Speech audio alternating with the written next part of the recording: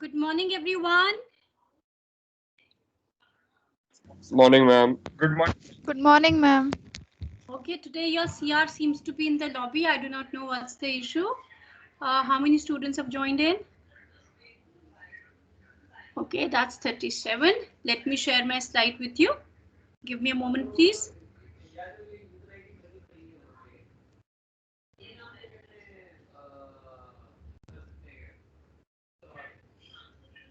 Am I audible? Yes, ma'am. Yes, Am ma'am, I you are audible. okay? Just give me a moment.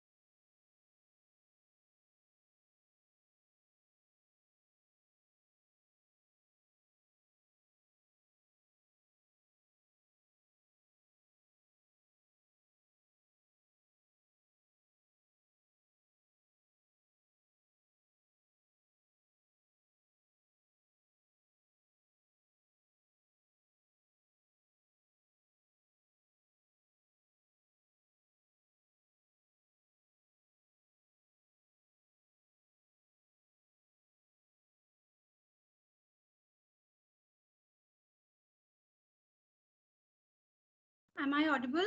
I'm so sorry. There was a power cut. We can Yes, hear you, ma'am. ma'am. Let me share my slides with you. Ma'am, your camera is off. The camera is off. Press Now, F8, ma'am. Yes, ma'am, it's fine now. thank you. Thank you so much.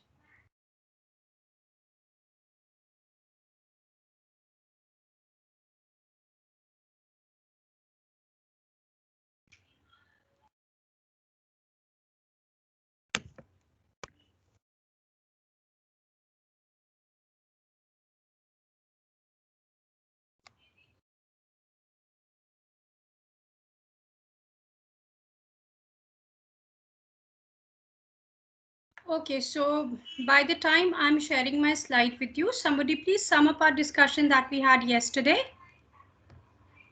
Yes? What was the topic of discussion that we began yesterday?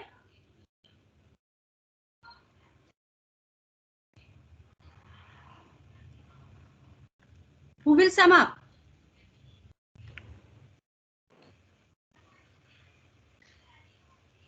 Nobody?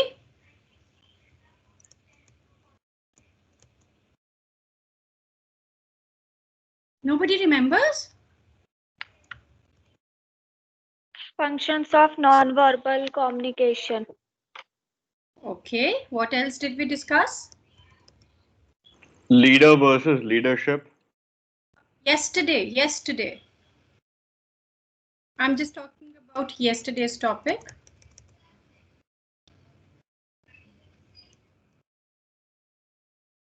Ma'am, the points of Ma'am, functions of non-verbal non-verbal communication. communication. Points related Receiving. to non-verbal This. communication, That right? it exists. Okay. So now is my slide visible? No, ma'am. No, ma'am. No, ma'am. Just a moment, please.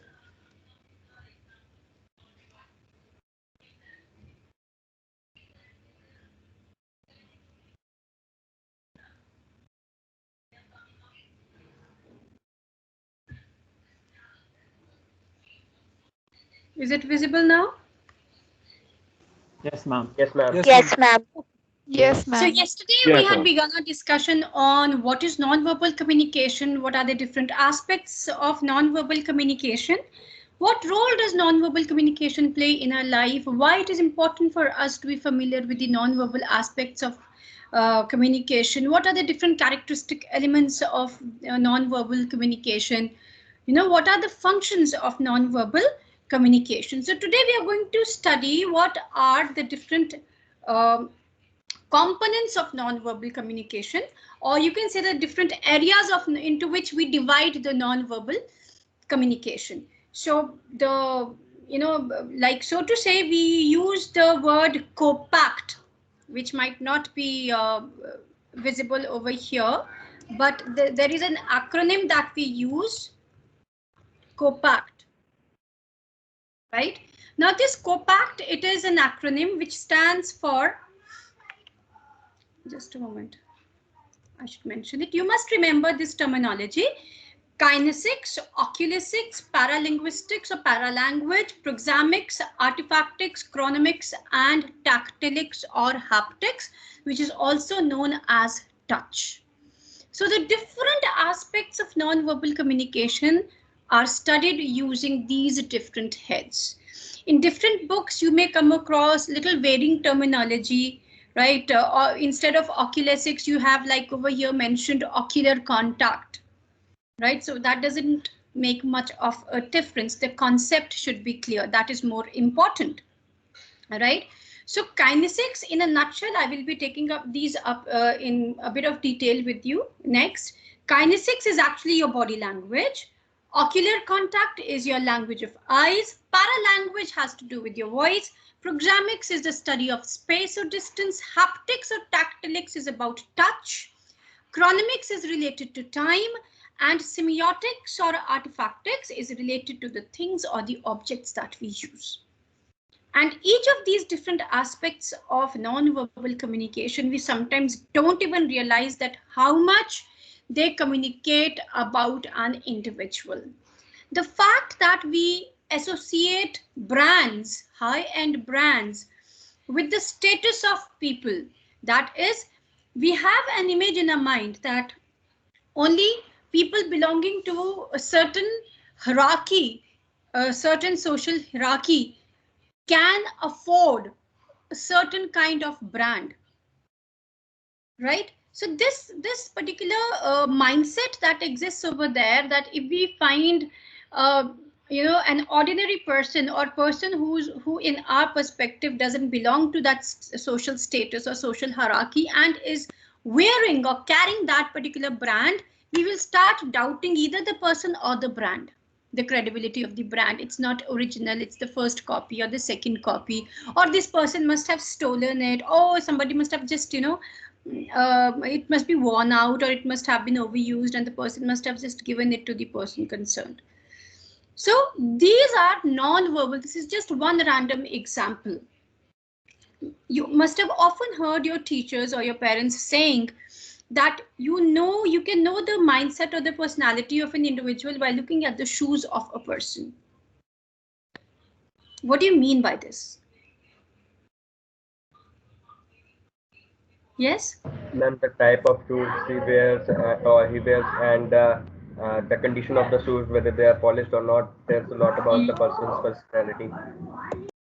Okay. But how? Why? Why so? Why are shoes the indicator of the personality? Why the focus on shoes?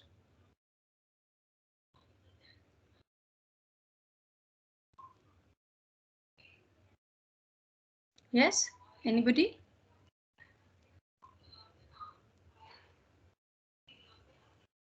What have shoes to do with it, Vihan? Yes, ma'am. Why so much of focus or emphasis is on shoes? That shoes are an indicator of an individual's mindset, background. Ma'am, what happens is a lot of the time, and especially with shoes are generally of a particular type in which of clothing, such that you can tell when shoes are really, really expensive. For example, there's a certain style of shoes that's more expensive than other shoes. For example, moccasins tend to be more expensive than I don't know, chappals or something, that sort of thing. So you can understand things from people's background. If they have, I don't know, a more expensive pair of shoes, you can deduce that they come from a more expensive, a more wealthy family type.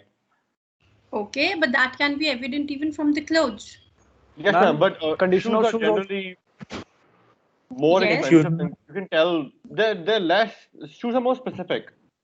More specific. Okay, that's one take of the situation. Yes, somebody was mentioning something. Ma'am, shoes, we can see the condition of the shoes also, like if they are torn off and if they are not polished, we can make an image of the person that he is not bothered about his looks, Yeah, or he's that too exactly. lazy to polish his shoes. He doesn't have time, or many interpretations, ma'am. Many interpretations, and this is one of the closest. What Vihan said is also. Yes, Naman?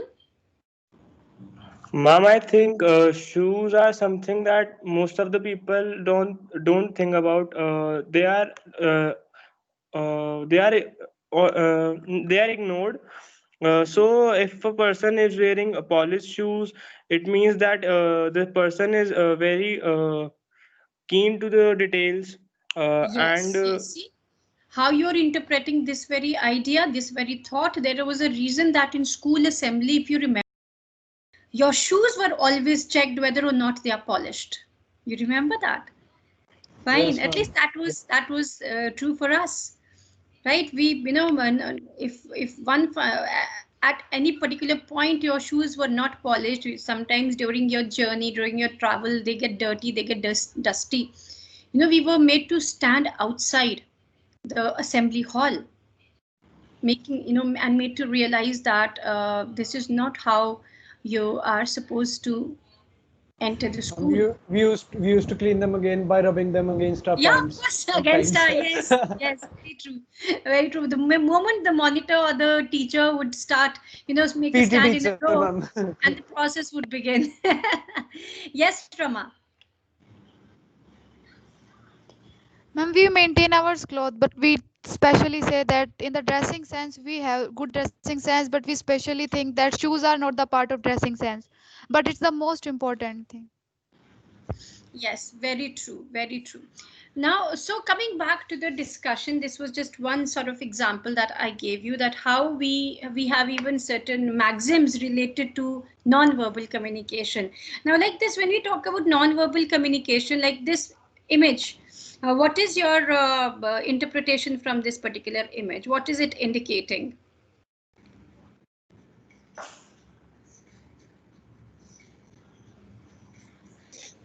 It indicates different type of handshakes. Yeah, it's indicating different types of handshakes. And is there anything else that you're able to observe the body language apart from the handshake of the two people? Who Yes, seems ma'am. to be more? Ma'am, Yeah. different types of handshakes say different things. The person in the left side, we can see, is the one who is initiating the handshake Hmm. and who is more, I'd say, uh, interested in it, or Or he we can has say some. more domineering, more powerful, at a better position than the Yes, other one. ma'am. The two hands of Hmm. his are showing that he's like, I don't know, better. I don't know the proper word for it. I see the scaling of it, He's on a like the. better pedestal than the other one. Yes, ma'am. We can see It the is like scaling that of the first the. person is doing a favor for the second person. Yes. That you no need to worry. Okay, fine, everything's gonna be fine. So you're Yes, trying to be patronizing. You're trying to patronize the other person. So yes. over here also you notice this, over here the body Different language hands. that is depicted. If you pay attention to these small little details, you know, not just how the hand is over here around his neck, but also the manner in which this person has been drawn, you know, a little slouchy posture and little the small indicators of expression on the face that you can see. It's very clear that this person seems to be, the first person seems to be on in a more powerful, in a more comfortable position than this one. Like that's my interpretation. That's my, you might have some different take on that, and it's equally welcome. After all, it is non-verbal communication. Yes, Aditya. Yes, ma'am. Ma'am, the type of handshake also tells us about the relation between the two. Yes, exactly. What kind of relationship? Is it very formal? Is it a bit casual? Is it close or not? So we'll be I'm like discussing in this the later. Yes. Yes. I'm like in the last one, they seem to be good Yeah, friends, but it's in kind of reassure, it's kind of an assurance being given to this it's I'm like in individual. the Hmm. but when the before that they seem to be formal with each other. Yes, and you also pay attention to who is holding the hand and how the hand is being held. That tells a lot about the power play between the two people. So see, from Yes, this ma'am. particular image itself, we are arriving at so many conclusions, and these are all assumptions, right? We might not be correct, right? But this is non-verbal communication, and we interpret it the way we, maybe a past experience or many other things go into you know, how we interpret a certain situation. So let us begin our discussion with the different components of non-verbal communication. Proxemics, or the language of space. Proxemics reminds you of which word? Proximity. Proximity. It is about closeness. So what is the main function? What does space, or the distance that is there between two or more people, it is an indicator of what majorly?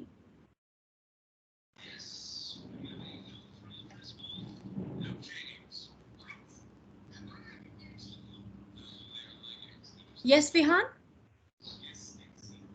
Ma'am, I guess it's an indicator of the kind of person the person is. Usually, there's people you find there are two broad types of people: people who are usually by themselves and people who are usually surrounded by people.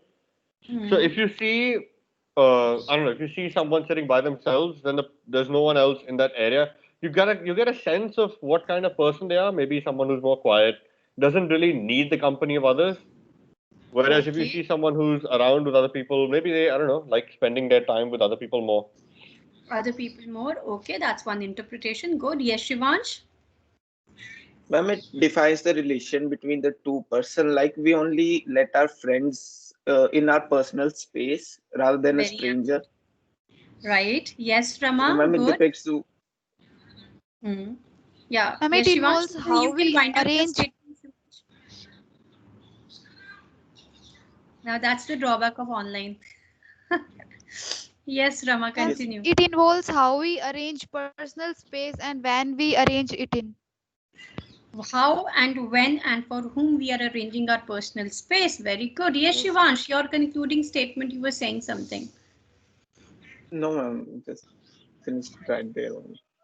Okay. Yes, Aditya. Ma'am, I think it gives us a very little idea of the person's past. Ma'am, very little Hmm. idea. No, it won't give you much idea, but yes, it is a definitive about, the relationship that you share with different people, how you come up with assumptions about different people, how comfortable or uncomfortable you are uh, in the presence of different people, right? Like you gave right example that only few people are allowed to be very close to us. See, after all of us are animals. We belong to the animal kingdom. The only thing is we have the topmost place in this hierarchy. Animals and birds, they are known to demarcate their territory. All of you are science students and you know that, right? They demarcate their territory, and the moment somebody, an outsider, enters that zone or that territory, they feel threatened and they start defending themselves, right? You will notice it, in any animal or bird if you pay attention or if you observe. We belonging to the animal kingdom, we also have the same tendency. Why do you live in? We live in houses, or even when you were very young, you had sometimes even on the bed demarcated the territory for yourself. This is my space. That is your space, or right? Even when you sit in the class, you were very much attached to your desk and your chair. That's my space. Fine. So similarly, this we have that psychological space also, that boundaries that we create around ourselves to indicate you are a stranger, you need to be so much distant from me, and then you are a casual friend, you are a close friend, and then this is the space reserved for my parents, for my siblings, or my spouse. Very, very close people, and this is an indicator how you interact with such people. And this space exactly becomes a reason for many confusions and misunderstandings. Like when we talk about the concept of friend zoning, a very talked about and mocked at concept, many humorous takes that are taken on this particular concept of friend zoning. You are creating a situation where the person feels more closer to you, but you make the person clear that you are in the intimate zone, but you are still in the friend zone. So you are actually on the border, neither completely there nor completely this side, which creates that stage or that state of dilemma, of confusion. So it results in many, sometimes how people move closer to us. So a stranger, you are distant, then you enter one zone, then second zone, then third zone, and then the fourth zone. You are close, you are allowed, you gradually permit people in terms of distance, in terms of space in your life. And when you fall apart from people, what happens is you gradually push them away. Intimate zone to personal zone to sometimes friend at a zone and time then only. the public zone. Yes. Sometimes, ma'am, we don't do it gradually also. Or sometimes you simply kick off the person, right? Yes, ma'am. Straight away, you are out into the public zone. Yes, Out of Vihan. all the zones. All the zones. Yeah, that can also be possible. Yes, Vihan. Yes, and there's a concept called a man for all seasons, sort of. It borders on someone being slightly sociopathic, but the concept was that someone who can adapt to any situation.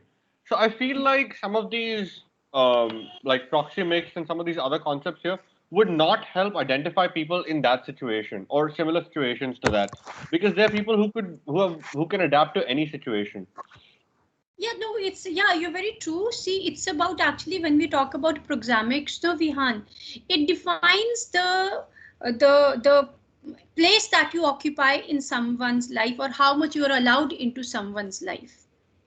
Proxemics is an indicator of that, basically, right? So when I don't remember whether I quoted this example in the class yesterday or not. Like, this is a very oft quoted example in a lift. When it is a bunch of close friends, so even if you're getting sandwiched with them in the lift, you're not uncomfortable. But with two strangers in a lift, you occupy two different corners of the lift because you're not allowed in each other's zone. Personal space. Those of you who have traveled through local buses or metros, the public transport, I'm sure you are a witness, or you have been in a situation where you just cannot help it, but strangers are in your intimate zone. Right? And some people, despite being in your intimate zone, because the situation has forced them into that particular situation, they will not make you feel uncomfortable. But other people, I mean, there are so many examples where people make you feel so uncomfortable when they are perforce forced into your intimate zones. Now, the zones that I'm emphasizing or talking about, actually, these are those 4 zones that we talk about. The intimate zone is the most centermost zone, which is a distance of about, no space to 1.5 inch. And then we have the personal space, that's the ring outside of that, which is from 1.5 to 4. And then the third, the social zone, from 4 to 12. And then finally the public zone. So public zone is generally the distance that exists between strangers, or it's like between the teachers and the class and the students, the public figure and the rest of the public. You must have seen all these public figures. They always have a certain area cordoned off around them. They have their bouncers in place, so their privacy, their distance, their proximity, their space is being protected, right? So this is a very, very formal zone, right? And then in the social zone is when you go to the local gatherings and all. You know people, you greet them, but they are not that close to you. Personal zone reserved for friends or the people who you consider they are not strangers, not very close, somewhere in between. It could be your relatives also, right? And then intimate zone, very restrictive zone, it's just a select few of people who are allowed in these zones, right?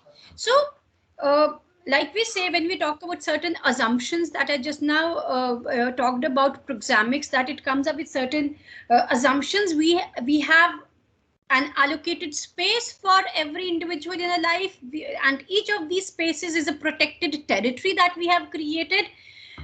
And assumptions, when we talk about, is that it is easy to invade the territory of the lower status people. You take it as a right that you can venture into a person who you consider weaker than you, less powerful than you, anytime, anywhere you want. These are the vulnerable sections, right? And it could be anybody, right? It depends upon who is in a stronger position and who is in a weaker position. And a person who's in a weaker position dare not even enter your social zone. They're very scared to be close to you,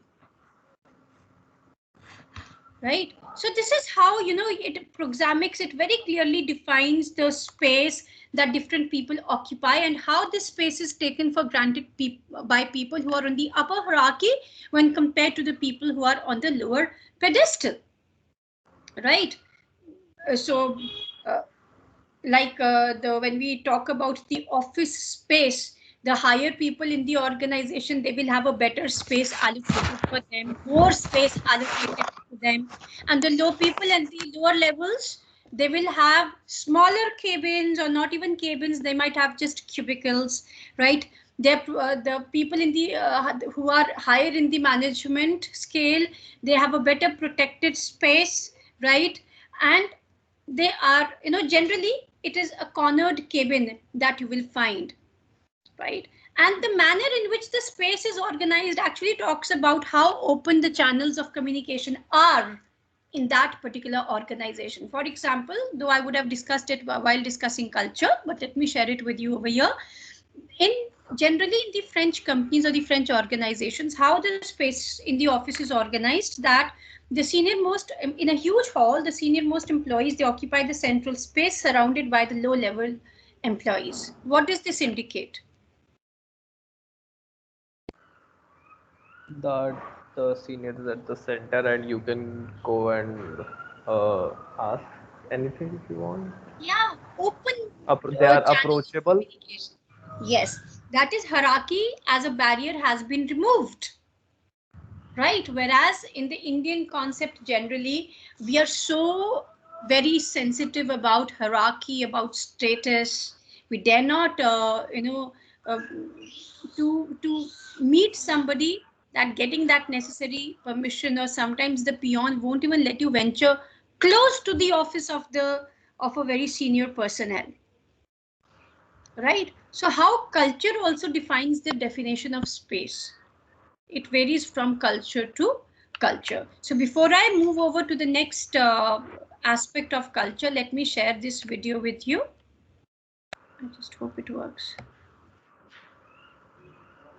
Uh-oh.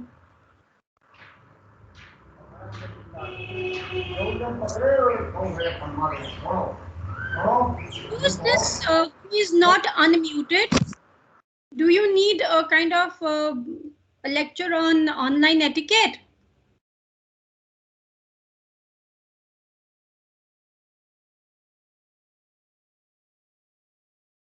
Please give me a moment to share the video with you.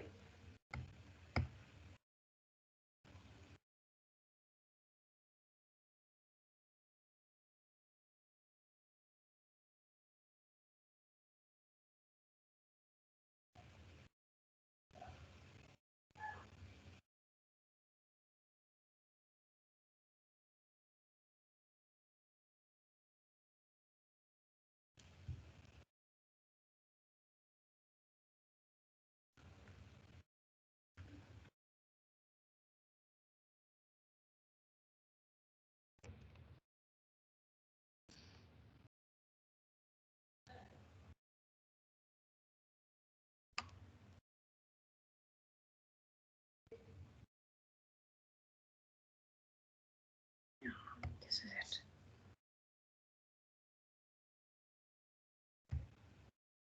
Let me know when it is visible.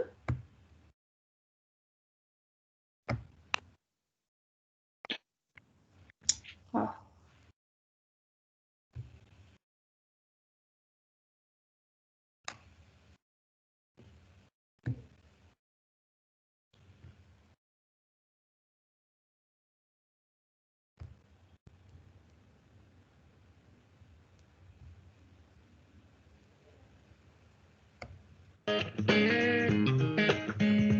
Is it audible? Yes, ma'am. Yes, ma'am. Yes, ma'am. Yes, ma'am.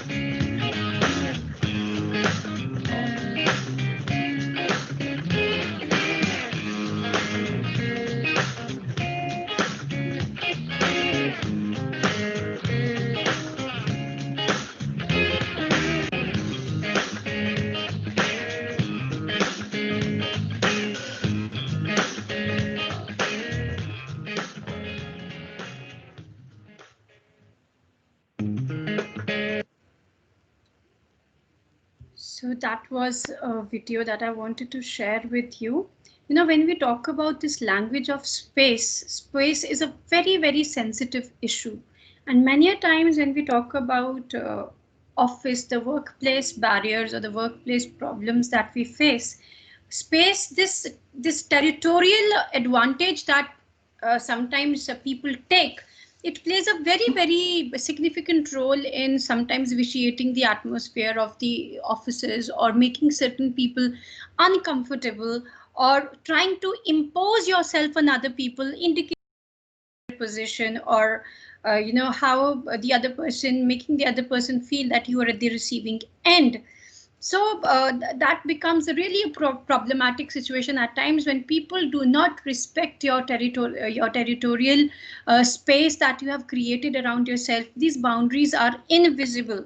You know, we are so sensitive about the borders that the countries they guard and they protect, right? So just imagine these imaginary borders that exist, these imaginary territories that exist. It is very, very important to respect that space. You do not hug everybody around. You do not stand close to or sit in a certain way with every individual that you come across. It can be a very wrong, it can give very wrong indications to other people. Sometimes you can be at a fault, or sometimes it could be on purpose. Also, sometimes it could be without your realizing it, that how your particular position of sitting or how your random closeness or a random way of standing close to a person is being interpreted by that other individual, right? So next we come to the study of haptics. Haptics are also known as tactilics. So both the terms are used for that, haptics or tactilics. So would anybody like to kind of interpret haptics or tactilics? What does it actually mean, or what kind of non-verbal communication do we emphasize when we're talking about haptics or touch?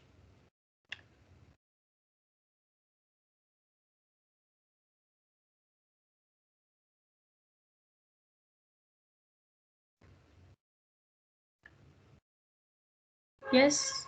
How will you interpret haptics, or how will you interpret tactilics? What is this language of touch that we are talking about? What role does it play in our personal and professional life? How can it be a positive influencer, or how can it be a negative indicator? Pay attention to the words that I've used. How can it be a positive influencer, or how can it be a negative indicator?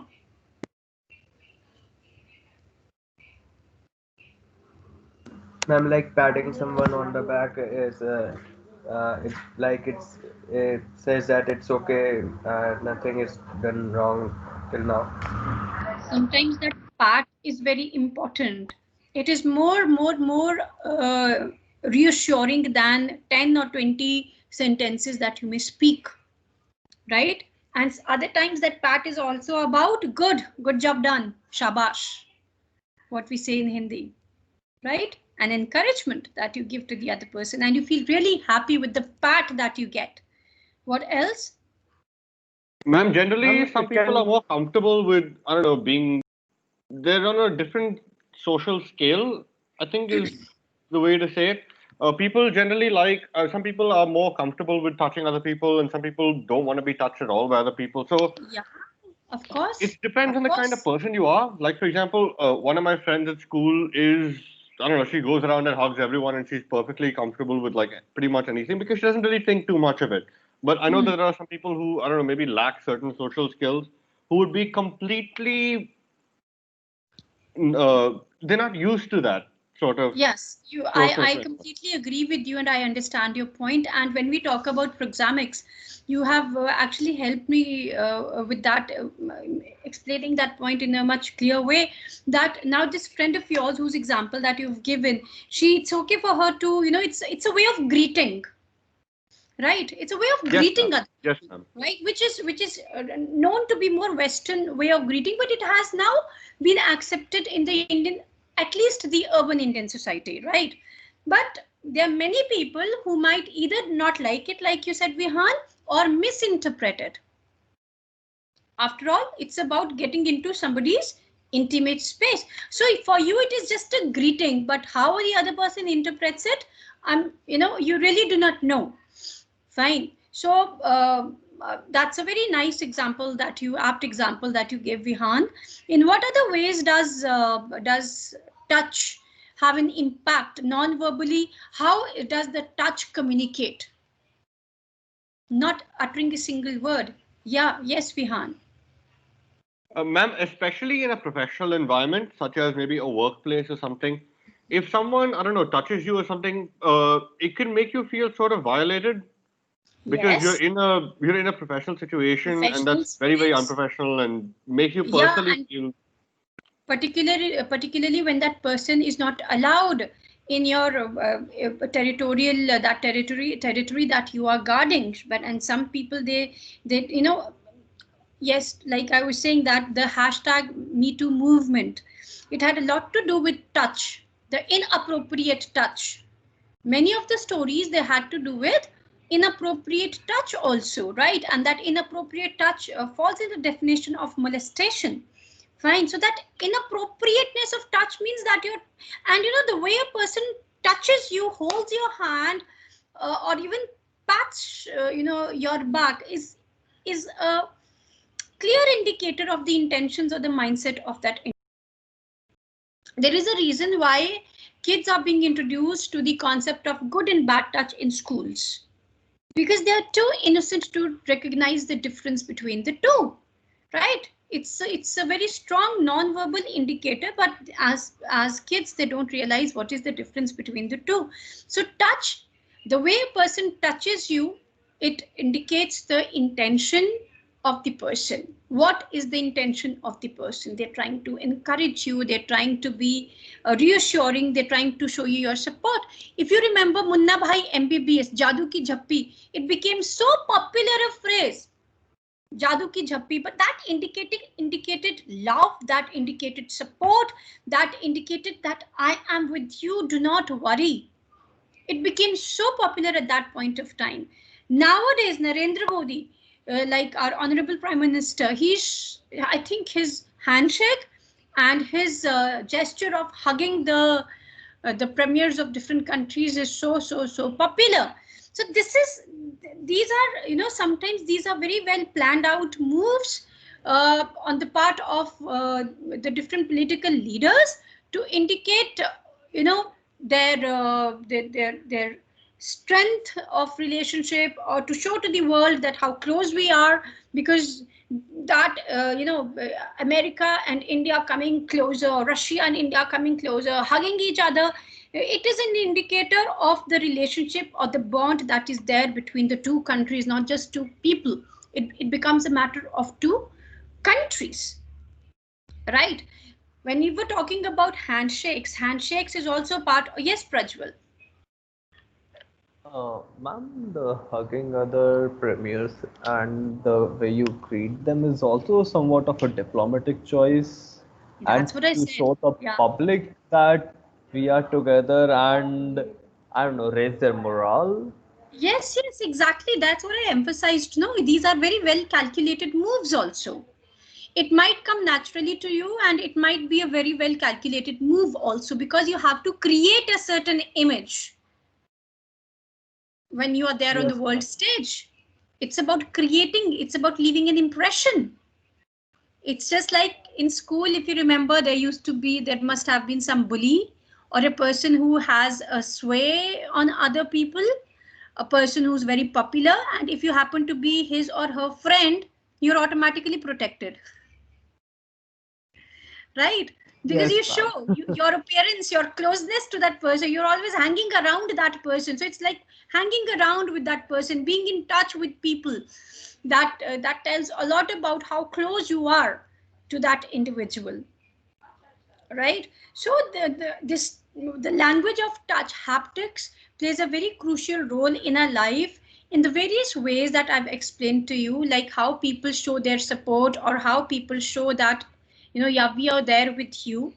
right? These are the different types of, the different common expressions or words or different types of touch. I was talking about handshake. There are different types of handshake. One is known as the bone crusher, where you hold the hand of the other person so strongly that you just take the life out of that person. It is a clear indicator of you trying to exert your power, right? And then there is the dead fish handshake, The wherein wet you fish, just put yes, ma'am. forward the 4 miserable fingers.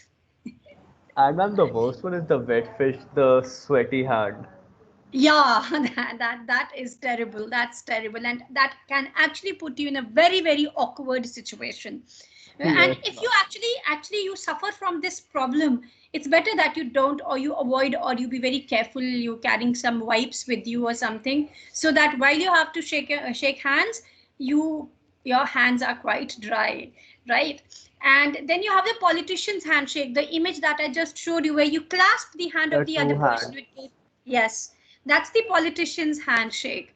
And when we talk about the ideal handshake, it's neither too strong, it's neither too hard on the other person, nor too soft. And I still remember, I do not It know has what to be name should I firm. give to this handshake, but this is a personal experience. There is this a colleague of mine. You put forth your hand to shake hands with that individual, and you have not even clasped the hand of that person, and the person pulls back the hand. That's very embarrassing, trust me. Very embarrassing. So many times, we have tried indirectly, not from our department, some other department, tried to indirectly tell that this is not how you shake hands. You have to retain that contact at least for a few seconds or for a fraction of seconds. And handshakes are also country specific. They are also culture specific. We'll come to that when I discuss culture with you.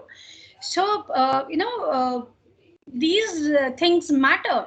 Sometimes there are people who will hold your hand and they won't even let go of your hand. It's so damn uncomfortable, so damn uncomfortable, right? So, and it sometimes you end up leaving a very poor impression. When we talk about handshakes, well, I'm going to give you one example, but there are contradictory views on this, given the gender equality that we talk about nowadays. That for men, you have to be very careful while shaking hands with women, right? Generally, as a rule, it is said that shake hands with a woman when she's the first one to put forth her hand to initiate the gesture. Maybe the women at the other end doesn't feel comfortable shaking hands with you, so you put forth your hand, you initiate the gesture, and she might just bow, or she might just say, do a namaste, or just hi, say like hi like this, and you will be in a very, very embarrassing position, right?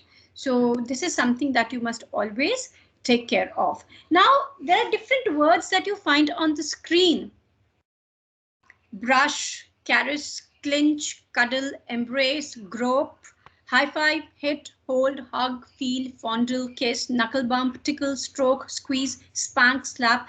You will find some of these words have negative connotation. Some of these words have a positive connotation, right? Prodding somebody, poking some. Is poking somebody positive or negative? It's a somewhat of in It between. depends on the situation, I think. If it's a friend, sure you can poke them, but at some point, if it Yes, becomes Even friends get annoying, irritated. yes, ma'am. Right? uh, So Even that's friends, when just it gets, stop yeah. poking me. That's a common Yes, ma'am. reaction You that you cross the end up line getting. of Yes. the It depends upon the mood at that That particular is also very situation. true. That is also grope. The word grope.